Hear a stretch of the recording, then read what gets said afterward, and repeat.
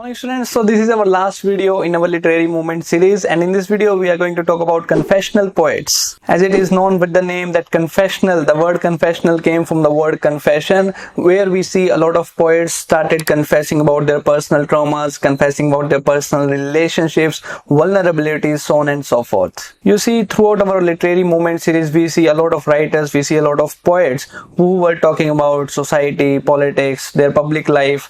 For instance, we have the war poets who were talking about the nation pride, and then we have Harlem Renaissance who tried to revive the African American identity. This is the very first time when we see that some poets emerged and started talking about their own life, their own personal relationships. It is really important to understand that in literature we cannot conclude anything. Just like we have William Wordsworth who was talking about the life of a common man, then came S.T. Coleridge who was talking about imagination, then came John Keats, P.B. Shelley, the next generation romantic poets who were talking about their own personal philosophies. And then we have modernism, age of modernism, where T.S. Eliot came and he said that the poems must be written through impersonal perspective. The poem should be unbiased, the poem must not have the personal identity of a poet. He followed the conventions of Matthew Arnold and he came about his own theory of impersonal poetry. And many of the modern poets, second generation modern poets like Stephen Spender, Louis MacNeice, all those also followed what T.S. Eliot has said. But when we enter into the age of postmodernism, we find confessional poets who rejected this idea of theory of impersonal poetry and started again writing about themselves. So by now you may have understood how literary movements emerged.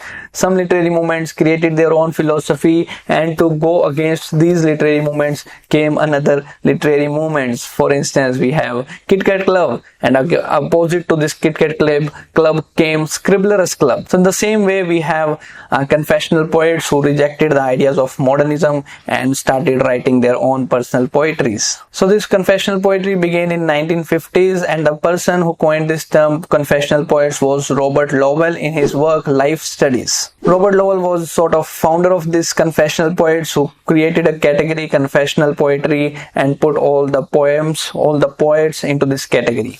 So alright, so in this video we will discuss everything about confessional poets. We will also discuss important points from UGC-NET perspective. But before we continue, if you are one of those students who are preparing for GATE examination or UGC-NET in English literature, then you can simply check out our study material and guidance program on our official website limitlessliterature.com. Check the link in the description below to know more about it. Now without any further delay, let's continue our discussion on confessional poets. As I mentioned that these poets came against age of modernism, they rejected the ideas of T.S. Eliot's theory of impersonality. Most famous works include in this list are Robert Lowell's Life Studies, Sylvia Plath's Colossus and Ariel, and Sexton's Live or Die, Snodgrass' Heart's Needle, and John Berryman's The Dream Songs. An astonishing thing about all these poems is that all these works is that they all are Pulitzer Prize awardee winner, and that is why they all are important from UGC-NET perspective. We cannot ignore these confessional poets from UGC-NET perspective. It has a great importance in the history of English literature, or you can say American English literature. You will find questions from Sylvia Plath and Anne Sexton. Also try to study the husband of Sylvia Plath, which is Ted Hughes, who also published a lot of works. Although he is not a part of this literary movement, but he has edited a lot of works of Sylvia Plath, and he has also written a lot of his own poems which are incredible, which are innovative in their own style. Sylvia Plath only saw Colossus as a work which was published during her lifetime.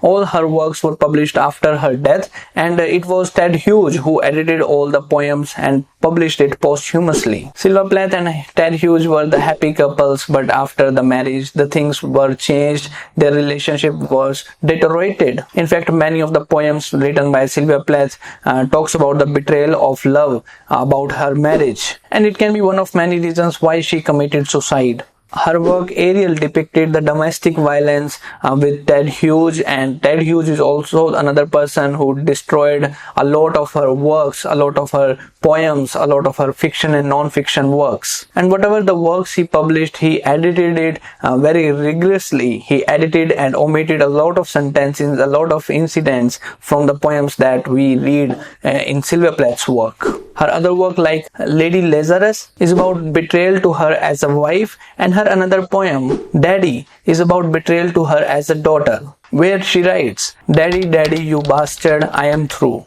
Around 2000 kgs of papers of Ted Hughes' collection was found by the scholars. There must be 4,000 to 10,000 works, fiction or non-fiction works, which is still there for the scholars to find it out. So you see, Sylvia Plath and Ted Hughes has written a lot of works that are still yet to be printed. Alright, so the basic idea you have to remember from UGC-NET perspective is that the motive of all the poems which we study in confessional poetry is all about personal trauma, vulnerability, bad experiences that they cannot share with the public. So that's why they use the poetry as a medium to confess themselves, to confess their own personal traumas. Try to go through the poems of these writers, especially Sylvia Plath and Sexton and Ted Hughes. Ted Hughes is not a part of this literary movement, but still go through Ted Hughes also. And there is also a possibility that you will find a lot of information of any of these literary movements that I have discussed on internet. So whatever in literary movement you are interested in, you can refer to internet or the books.